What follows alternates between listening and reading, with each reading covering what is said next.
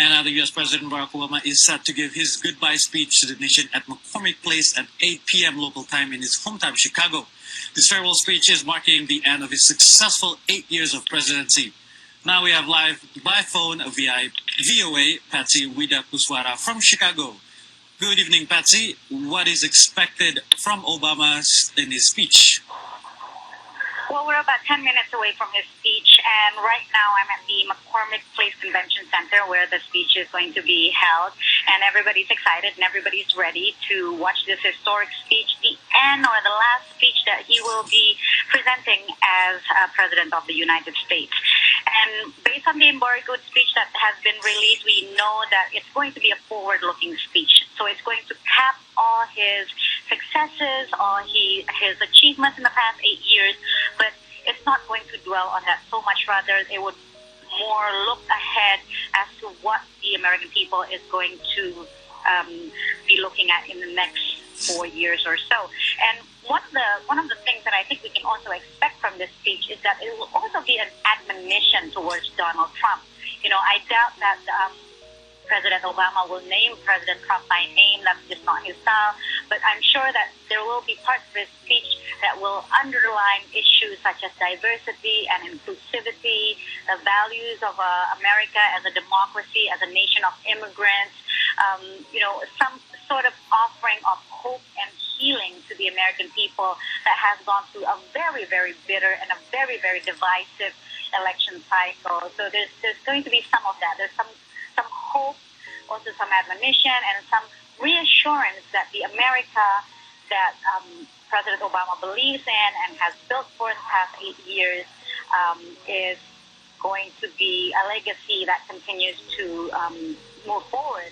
Even though, things will change, because obviously these two men have very different ideological leanings, very different temperaments as well, and many of Obama's achievements has already been threatened to be reversed by the Trump administration. But we'll see what happens in about 15 minutes, and I can come back to you again after this speech as well.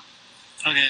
And again, speaking of legacies, this is Obama's legacies are under threat from the incoming Trump administration. Can you please elaborate on that one? Yeah, so for example, like his signature legislative achievement, which is Obamacare, this is allowing more than 20 million Americans access to health care. The U.S. is the only country, the only industrialized country in this world that does not have access to universal health care. And Obamacare is his signature legacy, signature piece of legislation, but of course the Republicans in Congress, who is now a supermajority in both the House and the Senate, as well as Donald Trump has promised to threaten or to repeal Obamacare. That's a very important piece of domestic legislation. Internationally, there are things like, for example, the TPP, the international trade agreement between Asia-Pacific countries. Indonesia has indicated that we are interested as well. Donald Trump has said that he is going to repeal the TPP on day one. And there's also the Paris Agreement for climate change. President Obama has worked really hard to garner the support of many world leaders to sign the Paris Agreement.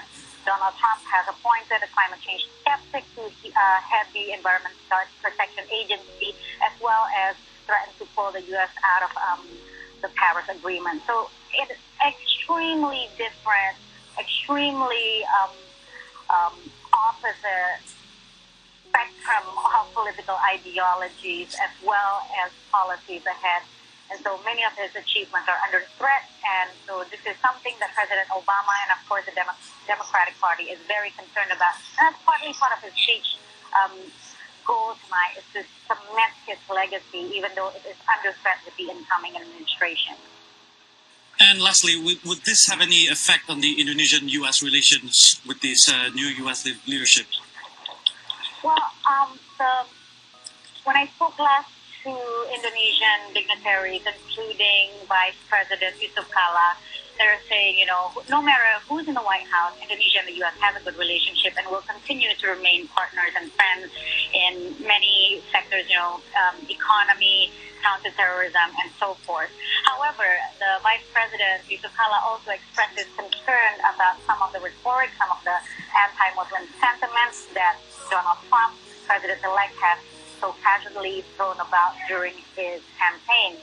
Having said that even though there's going to be a change in dynamics in terms of how President Obama has a very personal connection to Indonesia. He grew up, he spent some of his childhood years in Indonesia.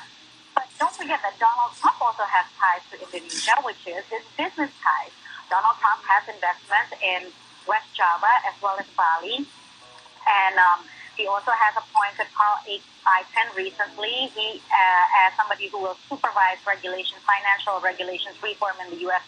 And Carl Icahn is one of the biggest shareholders in Freeport-McMoRan that is, of course, one of the biggest taxpayers in Indonesia. So a lot of business interests, a lot of business connections, and these are some of the things that we have to pay attention to going ahead in the future because, all these business interests, business assets between Trump, the businessman, Trump organization, may present a conflict of interest for Trump, the president, when dealing with foreign countries, including Indonesia.